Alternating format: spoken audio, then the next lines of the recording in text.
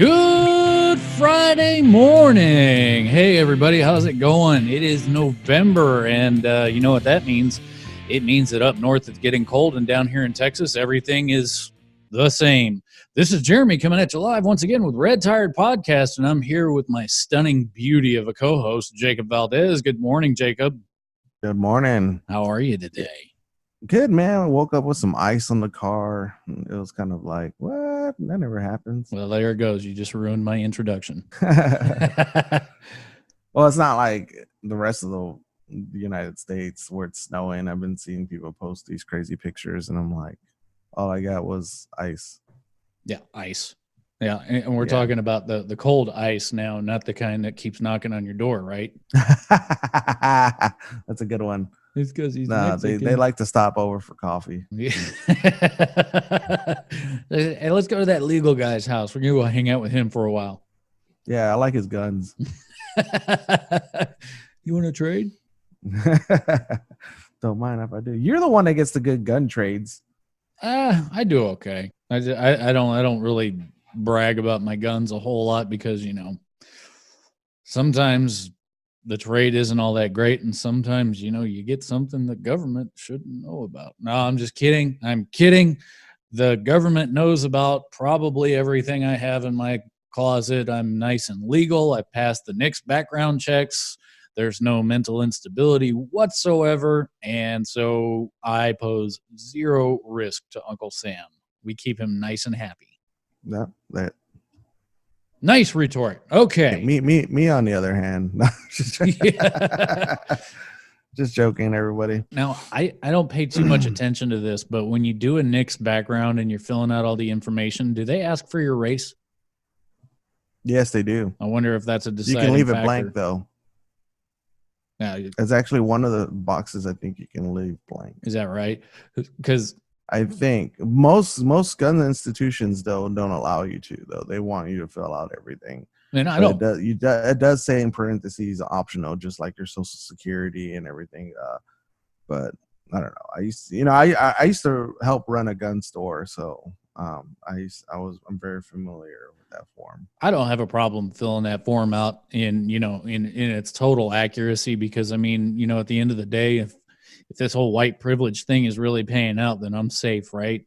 But what's funny is I actually have no idea where I've come from. I'm thinking about doing one of those DNA tests and just giving my DNA to the FBI so that I can find out that I'm like 13% Canadian or something like that.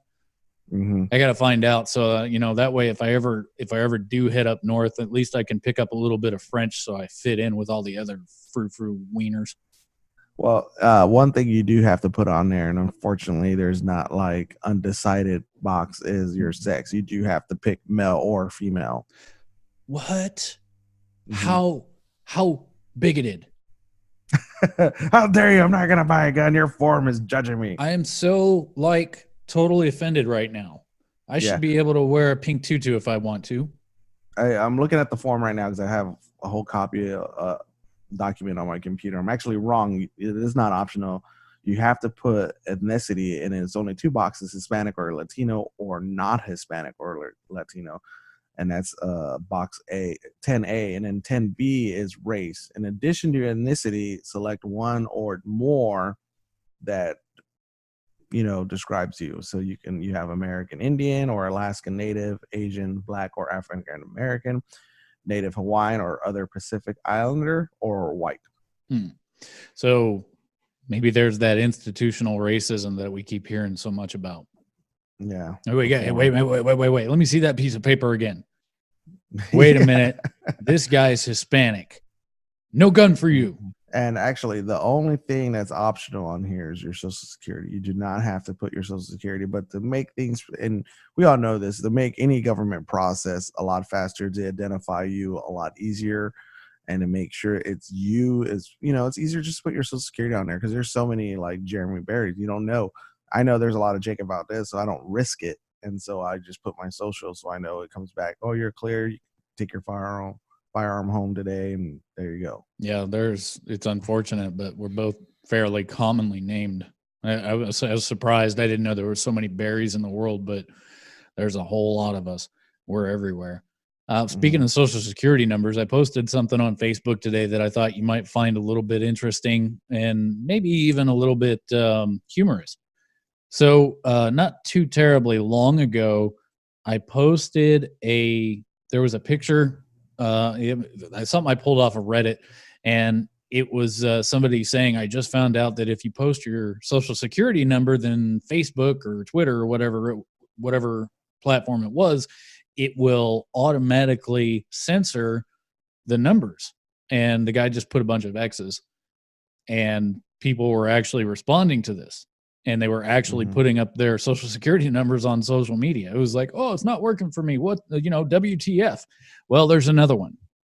There was a tweet that was put out here just this morning, 2:01 a.m. And somebody found this, and it's literally a bunch of X's across the top. And then the guy says, I just found out that Twitter automatically censors your credit card number, LOL. Well, if you look down, there's like 3 people that pop up right in there, and the guy's like, oh, for real? And then he puts his credit card number, and then he says, oh, it didn't work. WTF. People. Seriously. Don't put your private information out on the web. Don't do it. There's no such thing. There's no code out there so far as that censors this kind of information. And I'm sorry, the technology is just not quite there yet, or they're not ready to implement it. I don't know. Either way, don't put your social and don't put your credit card out there. So is that why my credit score is like 130? Your credit score is not 130. You're one of those rich guys that's got an Apple credit card. I know for a fact you've got good credit. I put my Social Security on Facebook and Twitter. I tried out Snapchat, but not a lot of people got it because it went away so quickly they couldn't get the last 2 digits down. Hey, who screenshot Snapchat social? What do you need this for? Right? Is it Snapchat like you only have like a few minutes and it disappears, right? Yeah, I believe so. It's supposed to be like that, but I mean, you've got screen recording technology, and it's like, duh. How do they combat that? I'd like to know, but I don't really care that much because I'm not a 13-year-old girl. No. So I don't waste my time. Some good news today. Unless you're a liberal or a far-leaning leftist who wants Trump to absolutely crash the economy, the jobs report came out, and that means a lot of exchanging going on in the market too now. Oh, the market's up. I made about 20% just on a swing today. Not bad. So the economy added 128,000 jobs in October despite GM's strike and a loss of census workers. This was reported by USA Today. Links in the description down below, Mike. You're welcome. I wonder if he's getting tired of that yet. U.S. hiring was surprisingly solid last month as employers added 128,000 jobs despite General Motors' strike that held down overall payrolls and the loss of 20,000 temporary census workers. The showing highlights a healthy economy that eases recession concerns. Economists surveyed by Bloomberg expected 85,000 job gains. The unemployment rate, which is calculated from a different survey, rose from a 50-year low of 3.5% to 3.6%. The Labor Department said Friday that because strong increases in employment was offset by an even bigger rise in the labor force, which includes Americans working and looking for jobs. Even more encouraging, job gains for August and September were revised up by 95,000. August's additions were bumped from 168,000 to 219,000, and September's from 136,000 to 180,000. The 6-week GM strike reduced employment by 42,000, Labor said. That's a blip. That's likely to boost November payrolls since striking workers will be back on the job, Morgan Stanley said before the report was released. And the number of workers preparing for the 2020 census fell by 20,000. Other transitory cross-currents, however, could have distorted the figures. October rebounds in employment after hurricanes in 2017 and 2018 may have skewed labor's seasonal adjustment of the raw numbers. further tempering the job gains, Goldman Sachs said. So what does this mean? All those crazy extremists out there that are saying like, well, I hope that Trump crashes the economy, or we need a recession, like those loon bags. Even like Bill Maher said, well, the only way to get rid of Trump is to have the economy crash. And so we're going to kind of hope for a recession. Are you crazy? The evidence is all around you. You remove the policies that were put in place during the Obama administration. You remove a bunch of the regulations, and all of a sudden this healthy market begins to grow. So what's your take on these 128,000 new jobs being added into the market, Jacob? I think it's great. I think like at least 5% of it's actually in the DFW area, because I was actually I get targeted news around what's happening here, and I think Amazon alone was looking for like 1,000 people before the holiday season, and most of them were permanent jobs. They weren't seasonal or temporary, but yeah, I was give or take about 300-400 of those were probably seasonal. Wow. But you do have, I looked into it and I was talking to a friend of mine that actually works for them. He started off as seasonal last year, and he was like, dude, they give you the option to stay with the pay bump. Really? Yeah, and they're starting pay $16.50. That's not terrible. That's decent money. Yeah. And what's great is that, especially when it comes to the fulfillment centers and stuff like that, that you really don't need a whole ton of background when it comes to that. As I mean, like, you need a whole lot of job experience. They train you.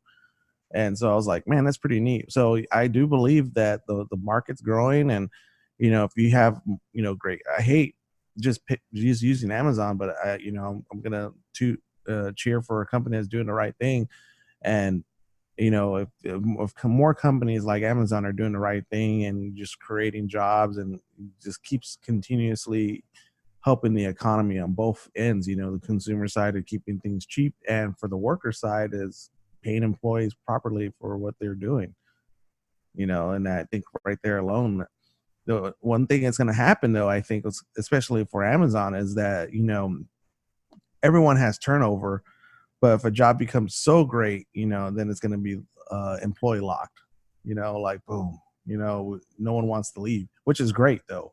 Yeah. When you have also for the economy. So yeah, why would it be a bad thing that somebody produces a job and people don't want to leave? That's a great thing. Mm-hmm. Now, I'm going to address this big old elephant in the room, because I'm sure that there's going to be people from time to time who are going to say something like, well, these are just two Republican idiots sitting here talking to each other. That's actually not true. Jacob, you do identify as a Republican, am I right? Yes. Okay, great. But I do have left beliefs too as well. And it probably has something to do with the way you were raised and being homeless, and you had kind of an interesting upbringing, which we'll probably cover someday. I'm not a Republican. I never laid claim to being a Republican. I'm an independent. I'm probably more libertarian than anything on most issues. I'm almost a little bit anarchist when it comes to taxes, because I'm like, no, taxation is still theft. Sorry. But people forget we left England for taxes. Oh yeah. Let's not forget the Boston Tea Party. Yeah. If you go up to Boston now, you're going to get taxed to death. And I'm sure the founding fathers are like, wait, what? Did you guys not read the book? Did you forget already? This is what education is supposed to do, is it's supposed to remind you of where we came from. So the point is here, we have a Republican on the podcast. We have an independent on the podcast with some pretty, I don't know, you could call it radical, I guess, if you wanted to. I'm more libertarian, but that can be a radical position. Mm-hmm. And we're both kind of sitting here coming to similar terms and agreeing with this whole situation, where we're like, Trump's doing good stuff. He wasn't my first choice for president, by the way. No, neither was he was mine either. Yeah, so. I thought it was kind of a joke that he was running. I'm like, is he really going to run? Like, really? Who is this guy? And like, I get it. He's got the money and he can do it. But really, I don't see it happening. And then they ran Hillary Clinton, and it was like, oh, well, duh. Of course he's going to win. So we applaud when there's things that are done correctly, when the things that are done right, when the markets go up because of different regulations being removed and whatnot. I'm all for this. I love it. So to pair up, we're going to go in tandem here. So our next news story and our last one, most likely, because we got more important things to talk about than what's going on in the political world. Elizabeth Warren's $52 trillion Medicare for All plan has been revealed, and the campaign still claims that there is no middle tax hikes needed to implement. Yeah, the middle class BS, dude. They're gonna tax the businesses that are the holders of the jobs of the middle class, and eventually they're gonna have to find room for this income somewhere to pay this humongous debt. That it's gonna be ridiculous, dude. I think it's like and also I think your plan is to tax income 48%. Dude, it's getting crazy, man. Like what's happening to this world? I don't know. What are we in debt now? Like 22, 23 trillion? Yeah, it's getting crazy, man. Okay, so let's compare that. And I don't have the exact number in front of me. I think, oh, wait, here we go. You know what's funny, though? Everyone... Almost 23 trillion. Go ahead. I hate to cut you off, but no one in this running campaign, including Trump himself, have talked about the deficit and bringing it down lately. No one has. No, it's all about giving. And that's part of the reason I'm so anarchist when it comes to taxes, and I'm an independent on all these issues, is because the money is still being spent. Like I got the usdebtclock.org. It's still just constantly ticking up. And the current U.S. national debt is almost 23 trillion. I mean, you can watch this just in real time go up by the hundreds of thousands. And I don't know 100% how accurate it is, but it's got sources in there, and you can use it to figure it out. It's not, as far as I know, it's pretty damned accurate. And we're really close to crossing the $23 trillion debt timeline or tick mark. So to put that into perspective, for Elizabeth Warren's $52 trillion Medicare for All plan to actually work, what's this going to do to the national debt? You think that thing is moving up fast now? That baby's going to start revving. Run. Yeah.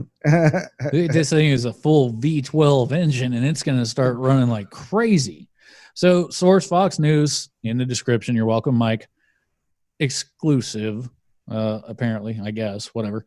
Democratic presidential candidate Elizabeth Warren's long-awaited Medicare for All funding plan projects that the government-run healthcare system would cost a staggering sum of just under $52 trillion, and that's in quotes, over the next decade, with a campaign proposing a host of new tax increases to pay for it, while still claiming that the middle class would not face any additional burden. And if you believe that, you're a fool.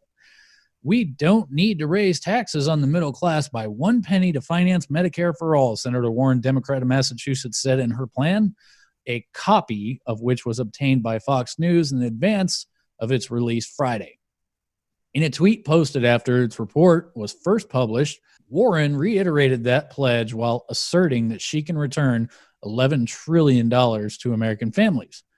The tweet reads, "Today I'm releasing my plan to pay for hashtag Medicare for All. Here's my headline. My plan won't raise taxes 1 penny on middle-class families. In fact, we'll return about $11 trillion to the American people. That's bigger than the biggest tax cut in our history. Here's how." And oh, by the way, side note, Elizabeth Warren used to be a Republican. Let that sink in for a second. Some of Warren's rivals for the nominations are unlikely to buy that claim after having repeatedly challenged her assertions that the middle class would not be hit by a tax hike, and suggesting that she has not been upfront with the voters. The campaign's detailed Medicare for All proposal, however, insists that the cost can be covered by a combination of existing federal and state spending on Medicare and other health care, as well as a myriad of taxes on employers. See how that works in tandem with the last argument or the last article that we were just talking about, an additional tax on employers, financial transactions, so trading in the market or banking or etc., the ultra wealthy and large corporations, all people who supply us with jobs. You see a problem here? I told you, man. And So number one, where the hell is this $11 trillion given back to the middle class coming from? That's a good question. Let's see if we can find it a little bit further in the article. Let's see. Those measures are meant to pay for a projected $20.5 trillion in new federal spending. So she hasn't even made up half of the cost yet through all of those other taxes. And that's all they are. They're forms of taxation. That can't be argued. Notably, they include what is essentially a payroll tax increase on employers, which will get passed on to the employee. Duh. Always happens. Something economists generally say hit workers in the form of reduced wages, which I just said. Like Medicare for All, Chiefs Senate champion, fellow candidate Bernard Sanders, the Warren campaign argues that many of these costs are already being spent in existing healthcare systems by governments, employers, and individuals in the form of premiums, deductibles, and other expenses. Yes, this is true because the last sitting president that we had absolutely screwed up the healthcare system for the rest of us. And we talked about that, yesterday, or was it the day before yesterday, where the healthcare just keeps going up. The costs keep going up. Deductibles keep going up. And what are you getting for your money? Screwed. That's what you're getting. However, unlike Sanders' plan, Warren projects no new tax burdens for the middle class. The Warren campaign claims those $11 trillion in individual costs would drop to practically zero, quote, practically zero. Practically zero? It's either zero or it's not. Do we not speak binary in politics anymore? No, it's they do it's whatever. There it is. It's whatever. Yeah. Well, my plan is like whatever. There's your Democrat. Don't worry about it, man. We'll do it. We'll deal with it tomorrow. Yeah. We have to pass the bill to read it to find out what's in it. How did that go? If we don't pass this bill, we can't find out what's in it. Is that what Pelosi said? Yeah. She's about brain dead too. The plan also carries a total price tag of wait. I got ahead of myself there. So practically zero. While the plan maintains and boosts a funding pipeline from other sources. The plan also carries a total price tag of just under $52 trillion over the next 10 years, or slightly less than the cost projections for the current system. That factors in current and additional spending. New spending alone would be in the $20 trillion range compared to with roughly the $32 trillion for the Bernie Sanders plan. So how would she pay for it? Among the other proposals, Warren calls for bringing in nearly $9 trillion in new Medicare taxes, more taxes. You hearing this? More taxes on employers, passed on to the employees, by the way, over the next 10 years, arguing that this would essentially replace what they have already paid for the employee health insurance. Further, Warren's campaign says if they are at risk of falling short of the revenue target, they could just impose a supplemental employer Medicare contribution, read more taxes, for big companies with extremely high executive compensations and stock buyback rates. Do you not see what's going to happen here, Jacob? You're basically, from what I'm reading, is if she's president, you wouldn't want to be a business owner. No, you just want to lay low. No, you don't. And you're gonna want to probably invest in overseas a lot more because this is gonna drastically increase the tax burden on everybody, especially the employer. And if you think that an employer is willing to take a loss because the government says that they should, you're crazy. It's like the VAT tax that Andrew Yang is trying to impose.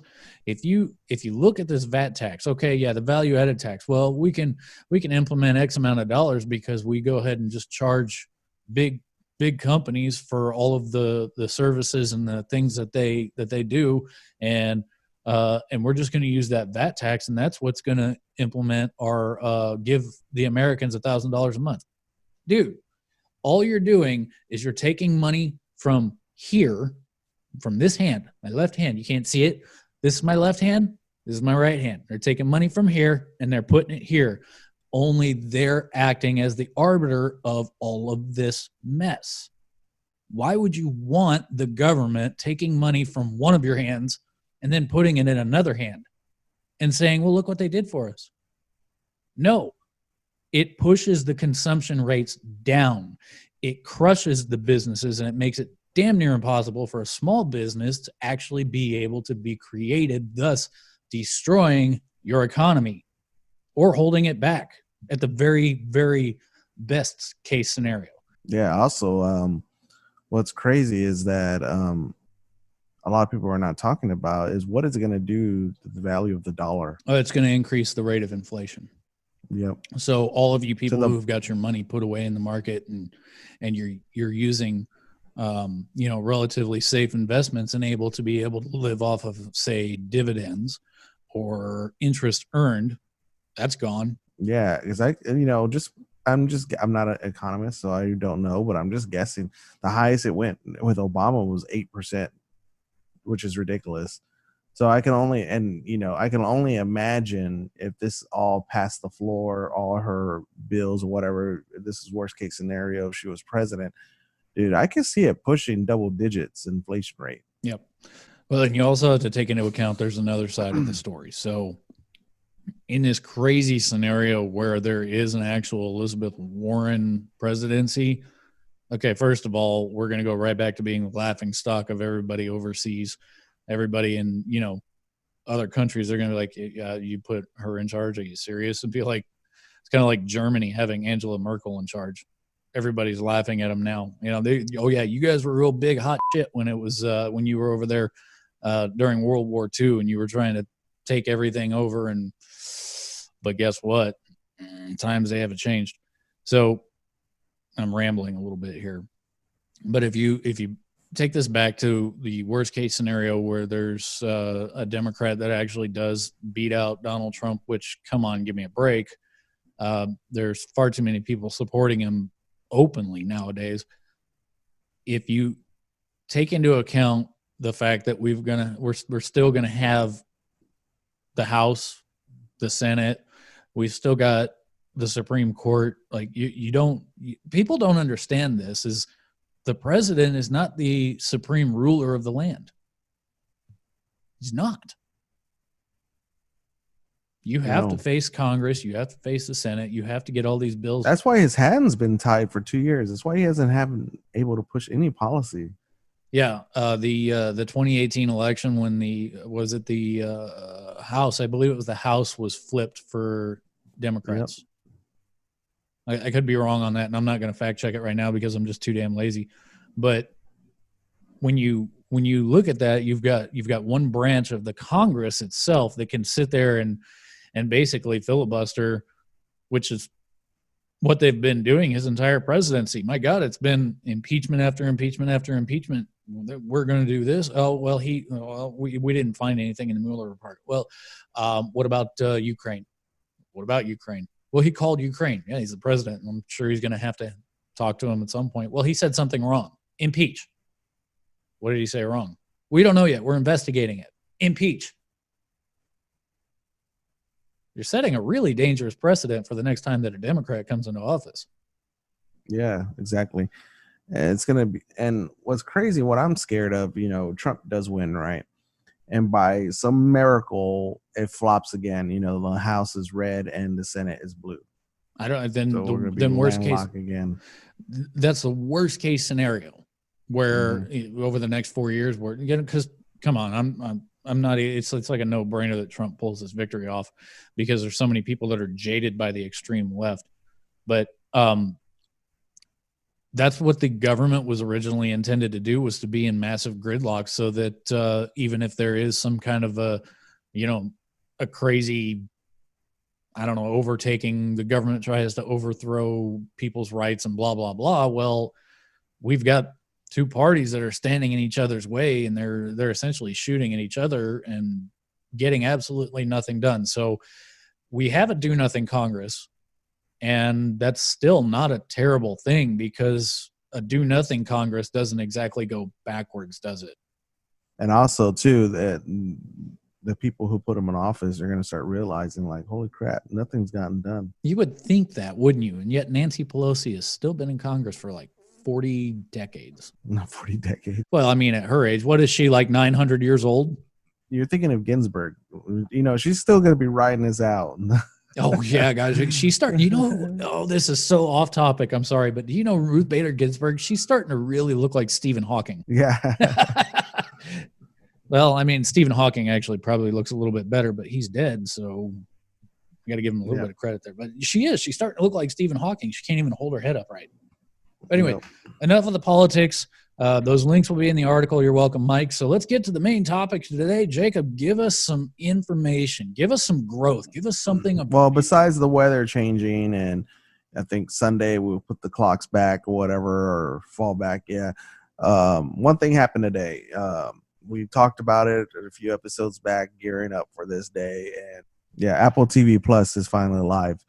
So that's pretty exciting. I actually woke up early this morning to kind of check out their own content and kind of see what it's all about, Now, for listeners out there, if you were the crazy ones, as Steve Jobs would say, and got the new devices like the new iPad, the new iPhone 11, or even the new MacBook Pro or new iMac, just anything in general, products since September, you pretty much have this for free for a year. Now, one thing I want to clear up for everybody, because everyone's like, well, it's $5.99, it's cheaper than that, or $4.99, it's cheaper than Amazon or whatever, right? Or it's cheaper than Netflix. Let me tell you something. It does not have a back catalog like Netflix. Yeah, we're in its infancy right now. Yeah, so that's what keeps the price down, is they don't have to buy licenses, and then coughing up the royalty fees and everything else like that. And so that is what keeps this down. And number one, and number two, Jeremy just said, is that it's in its infancy. It's getting there. The wheels are turning. But the great thing about what Apple, the streaming service, has that no one else does is the humongous overhead of studio space and the amount of debt. Apple does have the money to create content without asking for loans. Mm-hmm. They can be their own bank. Yeah, Oh, yeah. They've mitigated all risk. Yeah, they thought about it when they decided to do the Apple credit card. They were thinking about, well, why don't we be our own bank? But they found out that their fees would have been ridiculous, so they went to Goldman and Sachs for their credit card that they're doing, the one I have. But I checked out a few of their contents this morning. I think they're great, well written, well produced. I watched the morning show. I watched C, and then I also watched For All Mankind. Did you say CNN? They have CNN on Apple TV Plus. Is that right? No, it's called C. SEEIC. Oh, so it's called C. Okay, it's a TV show. There's no news network. Oh, I was going to say it sounded like you said CNN. Now, the only thing that's kind of like a based on talk show is the Oprah Winfrey book club show. Pass. That she interviews authors and everything else like that. Now, what's crazy is that Oprah has her own network, number one. Mm-hmm. Number two, everyone's been asking her to go into their own streaming originals, and she picked Apple. So you're talking to pretty much one of the most powerful women in the world. So Apple must be doing something right to coerce a woman with her stature to their side. Apple, I mean, come on. Oprah Winfrey didn't get rich by being a fool. Yeah. She's very intelligent. Granted, she's not my favorite person in the world. I think that she misses the mark on a lot of stuff, but she's very, very intelligent. You got to at least give her that credit. I mean, no fool has that kind of money. Mm-hmm. Yeah, you're right. Now, when you can try it out today, even if you just have an iPhone, you can watch the Apple TV Plus originals on your iPhone, on your iPad if you don't have the Apple TV. Now, I would say this, though, and this is just me. As of right now, if you were on the wall about just going out there and purchasing an Apple TV for this content for Apple TV Plus, I would say hold off, because I don't think it's, unless you have a humongous iTunes library like myself, I wouldn't do it right away, right now. They're not quite there yet, I would say. Now, my thing about looking at the original content, and also one thing they do have, I think was very clever with Apple, is they came out with their original content. They came out live already with their own TV shows. Now, one thing to keep in mind, Disney Plus is not ready How do you figure? because they're only gonna, when they come out, they're only doing their back catalogs. Their original content won't be ready until spring of Oh, 2020. your original content. Okay. So just want to make sure we clarify this, because you're talking about, so just Disney's got a hell of a back catalog. All right. They also own Fox. You know that, right? So Yep. you get like The Simpsons is going to be on there. I'm sure King of the Hill will be on there. All those classic Fox So cartoons and the whatnot. back catalog is there, and the original content and licenses that they own, the Mouse owns. Now, the one thing they don't have yet, which is unfortunately that Apple has a beat on them, is the original content, which is Disney's earliest original content. I think it's a Marvel show. It's going to be spring of 2020. Mm-hmm. So I've got a slightly different stance on this when it comes to Disney, because I have Hulu right now, and for I think it's an extra $6 a month. When you do the math, you get Disney, you get Hulu, and you get ESPN. I'm not, I don't really care about ESPN, but there might be something on there from time to time you might want to watch. But for the Disney thing, so Disney Plus, when Apple undercut Disney Plus, that was a pretty bold move, because $4.99, there's got to be some razor thin profits there. But Disney kind of contrasted and came back and said, okay, well, fine. If you do a yearly membership, then it's I think the number was 780 or $79 or something like that for the year, which worked out to $5.83 per month.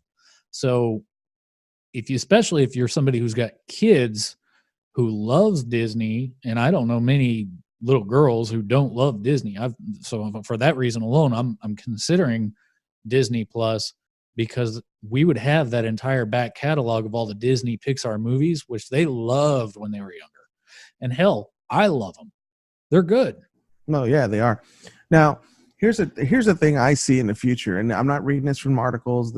Ladies and gentlemen, listeners, this is just from my own experience. I'm a huge Apple user. I have Apple TV, multiple of them. Fanboy. I have almost close to 1,000 movies on my iTunes library. It's TV insane. shows. Yeah. So this is and I've been predicting a lot of things lately, and you can ask my wife. I predicted, Apple was getting ready for this, and Disney was coming out. I listened to the rumbles of the water, and I'm telling you right now, this is what I see in the future, Jeremy, and I'm calling it right now and Retired. Now, Apple Plus TV required some licenses from HBO, and without almost to a penny, which is the Sesame Street characters for their own original. Now, the originals actually was one of the originals that came out today, and I haven't checked it out yet. It's called The Helpsters, and they're actually Muppet monsters from Sesame Street. Mm-hmm. Now, if you get Apple Plus, I think what's going to happen now is I see it in the future that HBO is probably going to join forces with Apple, or Apple's just going to straight up buy them for their original content. Now, hear me out. HBO's original content it's there alone. Game of Thrones and their prequel that they're writing up right now as well. So that alone, you can generate viewers. So I'm calling it right now that I think Apple later, I'm not saying within a year, but I say within 2 years, I see Apple, if this streaming service becomes successful with their originals that they have already, I see either partnering with them or just straight up buying out HBO. That would be okay. That would be a giant purchase, for one. You'd also have to take into consideration that HBO probably isn't for sale. And there's also another factor. One great big hurdle that would come along is Apple's got kind of a family friendly thing going on. They want to make sure that parents can protect their kids and in their platforms, and there's a lot of things that you can do to make sure that happens. So for an HBO to be purchased with all that content. Some of the content on HBO can be a tad bit racy, and that in and of itself kind of presents a different avenue where Apple would have to figure out how to make it so that kids can't get into that more racy content that appears on HBO. And I don't know, man. I think HBO makes an awful lot of money to even consider selling. I'm not saying it can't happen. I think maybe this is going to be one of those times where I kind of step back and go, I think you're on your own on this one, and you might be right. You very well may be right, but if I'm HBO, I'm not interested in selling. I'm interested in partnerships and licensing, because that's where the money's at. Well, remember, that's how Netflix did it with Disney, until Disney was like, I'm going to break apart from you a little bit. You're charging too much. I'm going to do my own thing. And, it does come with licensing agreements. A lot of people do get upset on both sides, especially when it comes to the dollar signs and viewership, and, one thing a lot of people are not taking into consideration is creative ownership. If you have a streaming service like Netflix, which is the distributor, they're going to be like, well, I didn't like this writing of the script. You're going to have to change it. And I'm like, well, I work for Disney. You can go, F yourself, Mm-hmm. You're not my boss. So that alone, I think, Disney, Disney Plus is coming out, I think here in the next week or two, we'll see how it goes between Apple and Disney. But as of right now, I checked out a few of their content for Apple TV Plus. I think it's great. Now, I would say this, and this is just me. Do the 7-day trial, and try their content out. Now, I'm not saying as of right now, like I said again, I haven't had a chance to watch every single original show yet, and there's only about let me see here. There's about 9 original content shows right now out. Okay, so very weak on the original content for the time being, but yeah, and like I said, the titles are the Morning Show, C for All Mankind, Dickinson, Snoopy in Space, Ghost Rider, and Helpsters. Oh, and then also the Elephant Queen. Oprah's Books Club. I think actually having given me a second to actually think about this, I'm gonna actually probably go in a different direction than what you did. I don't know for a fact if HBO will ever do something like Apple did where they create their own streaming service, but I'm going to say that we're living in a time right now where Disney's got, because Disney's huge. They're the juggernaut, right? They've got this huge track record, and it won't take much for them to start developing their own in-house shows and whatnot. And with Netflix having far less diversification, they're solely a streaming service, basically. I don't even know if you can get the DVDs anymore. And so with them being a streaming service primarily, I don't know if they've got their hands diversified into anything else. And so I think this may be, I'm not saying it's the end for Netflix, but if they don't start diversifying, it could be the beginning of the end. Now, that being said, we also have to consider you've got Apple TV and you've got Disney TV and you've got Hulu. Like, I've never really considered the idea that Disney and Apple and Hulu and, all these other streaming services can be directly competitive because they've got such different things on their platforms. So Disney obviously holds, it holds a more like an emotional attachment because of some of its content and some of the movies that they've produced over the years. It brings you back to kind of your childhood. And so there's an emotional tie there. Whereas Apple TV doesn't really have that because they're new and they're fresh. And so there may be these new exciting things that Apple TV can put out. And then you've got this other stuff that brings back that emotional feeling from your childhood on Disney. And so rather than looking at these two as if there's some kind of a direct competition, I think people are probably just going to go, you know what? I want both. Yeah. I don't think they're going to compete with each other to that degree. I think that if you get just Apple TV Plus and Disney Plus, you're still paying less amount of money than a Netflix subscription. Yeah, because the Netflix subscription, like what's the base? Is it the base subscription is like $9.99 or $10.99? I don't know what the base is. I pay for the 4K version, so Uh-huh. that's $17.58 that comes out on my account every month. Yeah, so you could easily switch from Netflix to both Apple TV and to Disney Plus and save money in the long run and have access to more because of Mhm. that history, because of that track record. So Netflix, you need to step up your game and quit with all, just get out there and start expanding a little bit more. I love a lot of their original content. I love the ranch. I think it's great. But at the same time, what else do you got going for you besides the streaming? How are you going to bring more money in? How are you going to entice people when you've got these huge juggernauts like Apple and Disney who can sit there and say, you know what, we want to get in on this too, and then they just start taking market share from you because they've got better content than you do. Mhm. So what are you going to I do? think I think Netflix should do this, and this is just my opinion. I think what they should do, honestly, is straight just end their original content.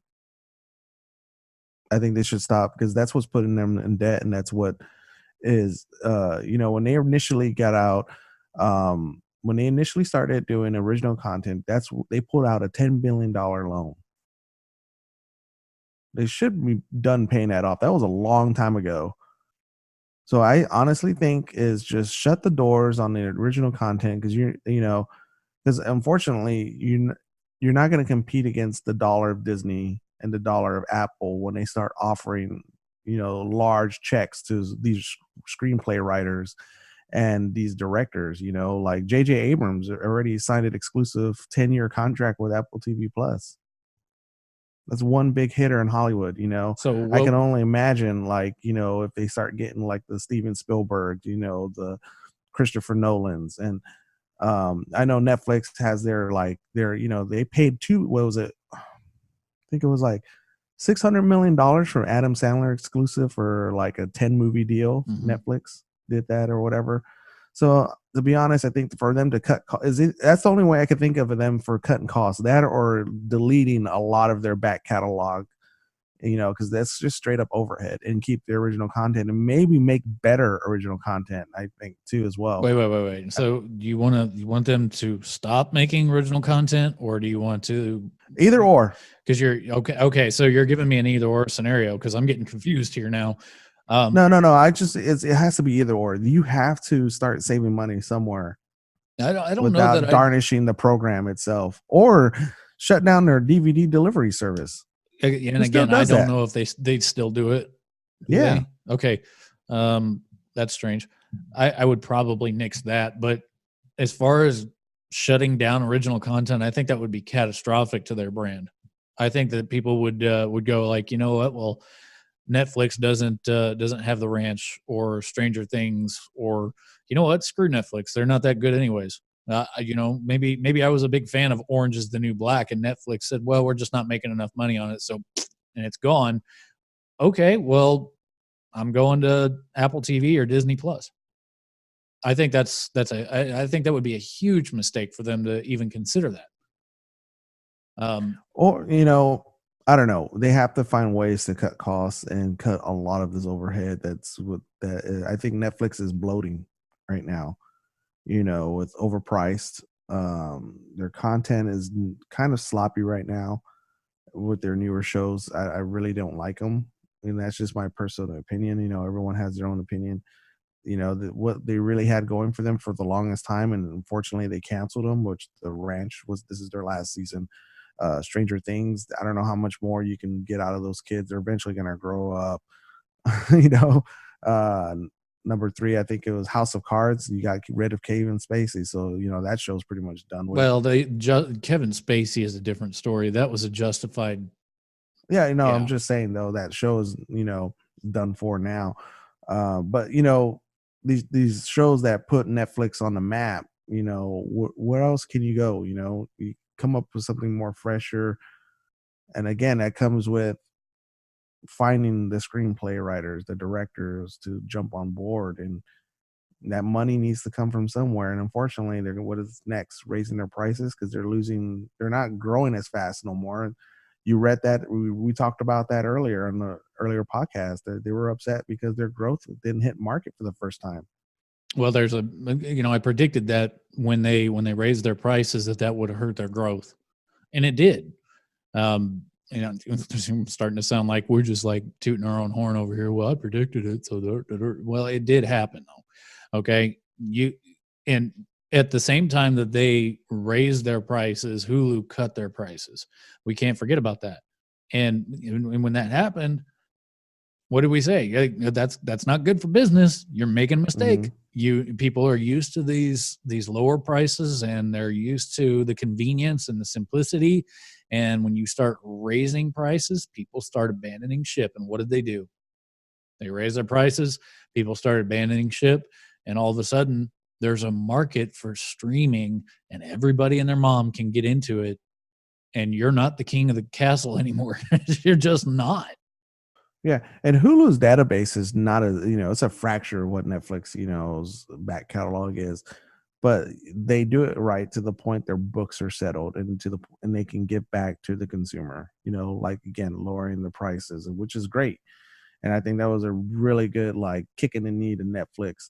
Now, to be honest, like there's a discussion that my wife and I had where like, we're gonna give Netflix honest, and I was gonna talk to you about it. I was like, man, we're thinking about giving Netflix at least 6 more months, and then after that, we're gonna the $17, man. That's expensive now these days with today's Yeah, it is. competition.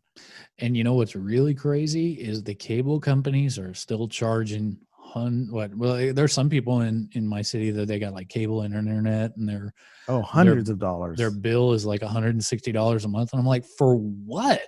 Well, we have cable and internet. So what in the hell is on TV that you want to pay $100 to watch? Well, I don't know, we just don't. So cut the freaking cord and just go with internet. Well, then how do we watch our TV? Or they try to use the sports. Well, where's my football? Amazon, by the way, were the smart ones that Yes. they did the football Thursdays. Yes, you can watch football on Thursdays on Amazon Prime. Hey, there you go. There's your sports. And if it's really that important, what about ESPN? It's an ESPN Right, we Plus haven't even now. got there yet, right? Yeah, they're right And there. if you were smart enough and you got the Disney Plus earlier, it came with ESPN. You can still package it, can't you? Yeah. Yeah, so there you go. But ESPN was free when you signed up for Disney Plus. Boom.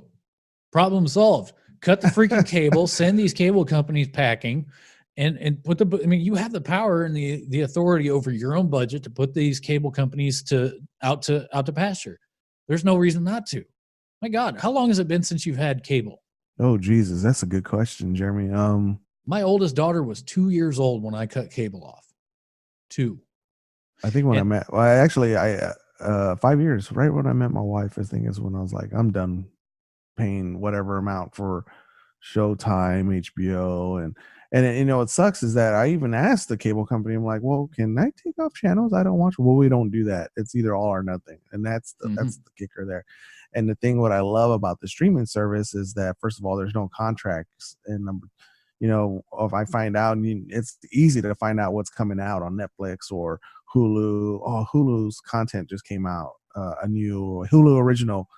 Dude, you can activate your subscription to watch the original until you're done, and then boom, deactivate. And as a huge plus, and all these streaming services, you can do as a parent, you can block certain things for your kids. Yes. So they're not picking up on a bunch of the crap. And you couldn't do that with cable. And that was the reason I canceled cable in the first place, was because we were watching something on TV and some guy said son of a bitch. And my first thought was like, I don't want my 2-year-old daughter running around saying son of a bitch, and she's going to pick up on this. So yeah, they're done. They're gone. It was that easy for me. We picked up on Netflix at that point. And this was before they even streamed. It was like, you know what? If it's not online, or we can't watch it digitally, or we'll just watch DVDs. We don't need to spend that much time watching TV anyways. It will rot your damn brain. Yeah. So, from the originals that I did watch, ladies and gentlemen, let's go back to the Apple TV Plus. It launched today. It's $4.99. You do get a 7-day trial. So if you want to just check it out for your first 7 days, remember just to go into your subscription, which is if you're doing it through your phone. To be honest, listeners, you just go in. There's actual subscription in your option, the little app with the little wheel in it. Just click on that, click on general, click on your account, click on your subscriptions. You can deactivate it. if you wanted to try it out and you didn't like it for today or tomorrow or whatever, or whenever you decide to do it, try the 7 days. I'm telling you. And if you don't like it within those 7 days, you will not get charged the $5, which is not a whole lot if you do forget. But if you don't like it, turn it off. You can't even buy a cheeseburger for $7 anymore, or $5 anymore. Right? At least a good quality one. Nope. No. From what I saw today, with the 3 episodes, 4 stars for the original content so far. Like I didn't get a chance to watch the actual show I really wanted to watch yet, so I wanted to wait for my wife. But I liked it. 4-star rating so far from the shows that I did watch, and those shows that I did watch was The Morning Show, For All Mankind, and Snoopy in Space. I wanted to give the try for the kids because, again, I do have a 2-year-old. I kind of wanted to see what kind of content they're putting out for children, which it wasn't bad. And I'm really strict on movies, so I'm telling you right now, 4 stars is a lot compared to not a perfect score. It's a good start. If you did, and again, listeners, if you bought a new device in September, and when you set up your device with your own iCloud or your Apple ID, just put that into the account, and boom, you get 1 year of this, 1 full year of original content. And by the way, I think in November of 22nd, this is a backdraft to Disney Plus, they're releasing 7 more original content that wasn't ready for launch, and so they waited until November 22nd to release 7 different films or shows. Well, there you go. Again, though, I'm going to reiterate this: you do not need to buy an Apple TV to enjoy this. The app is on your phone. It's on your if you already have an iMac, you can watch it on your computer now. There's I got a question for you on that. Apple TV application on your iMac. Go ahead. Can you cast from your phone to your TV, say if you've got like a Chromecast or a Roku or something like that? I don't know. You can do with the Apple TV though. I don't know with other competing devices. That might be something that I'll need to look into because I don't have an Apple TV. I don't possess any Apple devices other than my phone. And so that might be a failing issue on Apple's part. I hope that they're smart enough to be able to be compliant with all these other devices like the Chromecast and the Rokus and the Fire Sticks and all that stuff, because there's several options out there, and you want as much of that market share as you can possibly get. And Apple, God bless them for as amazing as they are, they've never been amazing with their market share, especially on Macs. No, yeah. And again, I don't think it's worth it enough to go out there and buy an Apple TV 4K, which is their latest one. Now, like I said, to justify that kind of purchase, you're a person who loves to enjoy and already has a large library like myself, or has a friend that if you have a friend that's willing to help to share their Apple ID, with them to watch these movies. Yeah. But no. But yes, I don't think it's worth it to go out there and buy the Apple TV. Now, if you want to go get it, I think it starts the 32 gigs at $179 and 64 is $199 for the new one. It does come with the Siri remote. You talk into the remote. That's one thing I love, because there's sometimes I just don't feel like typing. And so anyways, again, not worth buying the Apple TV. But if you have the app and you bought a device and you got the free year, or if you want to do the 7 days, I think it's worth it. Give it a shot. I gave it 4 stars. So there you go. That's all I got. Get your butt into the streaming game and tell your cable company one thing from us. Cut the cord. Do some freaking push-ups. F you. Goodbye, everybody. Later.